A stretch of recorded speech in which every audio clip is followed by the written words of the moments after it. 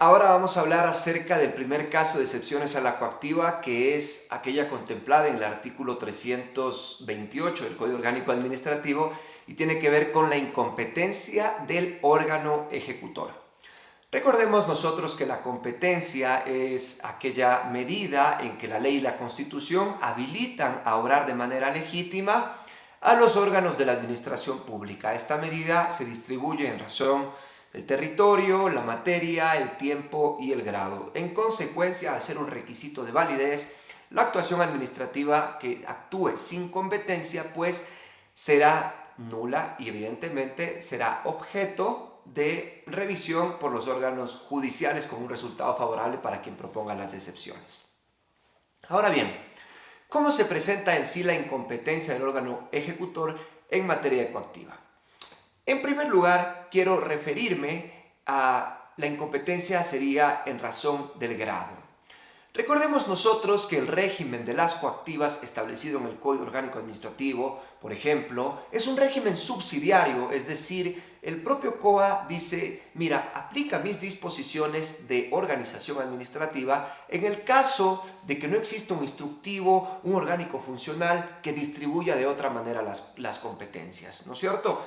Entonces, será muy necesario hacer caso a estos instructivos que existan para asignar competencias.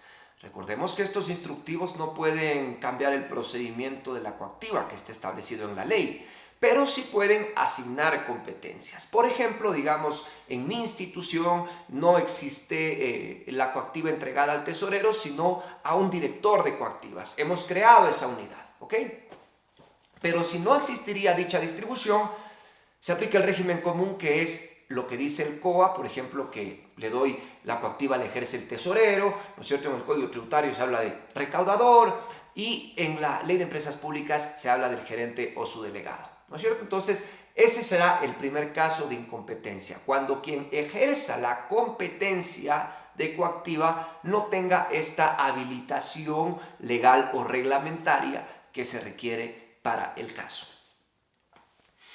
Un segundo supuesto puede ser que sea la entidad aquella que no tiene potestad coactiva. En el primer caso hablábamos de que la entidad tiene potestad coactiva, pero se equivoca el órgano que debe iniciar esa coactiva.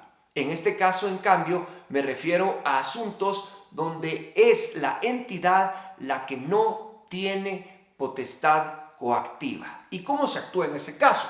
En primer lugar, recordemos que la coactiva, al ser una potestad de gravamen, de intervención, que entra en esa esfera del particular para perjudicarla, entonces su interpretación debe ser estricta y la atribución de la competencia de coactiva debe ser expresa y no puede provenir de interpretaciones de facultades implícitas, no, tiene que estar expresamente atribuido en la ley la competencia para ejercer la coactiva, ¿ok? Esto es importante.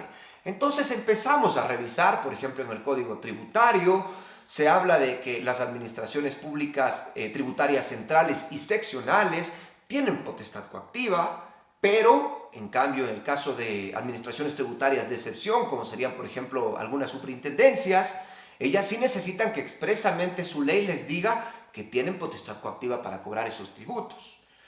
El caso del Código Orgánico Administrativo, por su parte, nos habla en el artículo 261 de que las entidades que tengan expresamente la competencia de coactiva la ejercerán conforme las reglas de ese código. Entonces, el COA no es que le está entregando potestad coactiva a las entidades, les está diciendo, si tú tienes por ley asignada esta competencia, entonces pues la ejercerás de conformidad con este procedimiento. Ese es un punto importante. Si es que fuera una entidad que no tiene potestad coactiva, obviamente podemos hacer uso de esta causal. Ahora, algo importante que decir acá es el artículo 57 de la Ley de la Contraloría General del Estado, que ha dicho que este organismo puede darles, ejerciendo la coactiva, a aquellas entidades que no tengan asignada esta competencia. Ustedes dirán, bueno, prácticamente ahora ya todo el mundo tiene coactiva.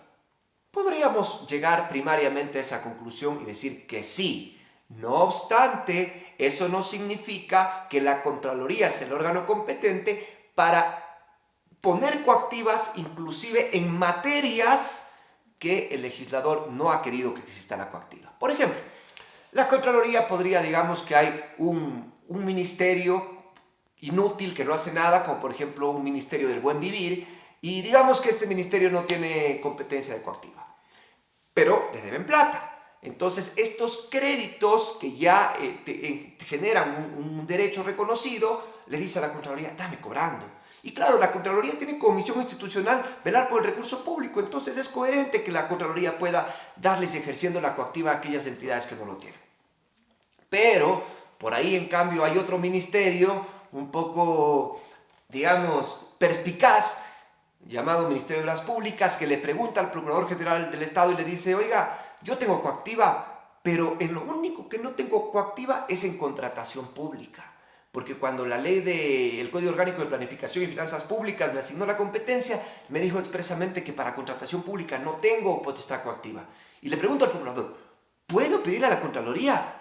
Y el Procurador General del Estado le contesta y le dice, no, usted no puede hacer coactiva en contratación pública y tampoco puede pedirle a la Contraloría.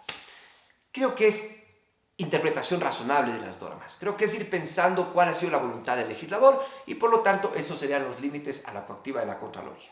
Bien, un tercer supuesto que tiene que ver con incompetencia en razón del tiempo se trataría de cuando se trata de, digamos, hacer coactivas cuando ha caducado las facultades determinadoras en el campo tributario, por ejemplo, o en el campo no tributario, cuando ha caducado el procedimiento de coactiva. Recuerden que puede caducar en su fase preliminar, conforme ya explicamos, y a pesar de que ha caducado, el funcionario decide ir marcha adelante con la coactiva. Ahí también está actuando sin competencia en razón del tiempo. Con esto creo que nos quedan unas bases o algunas ideas, casos puntuales, de cuándo puede prosperar esta primera excepción a la coactiva.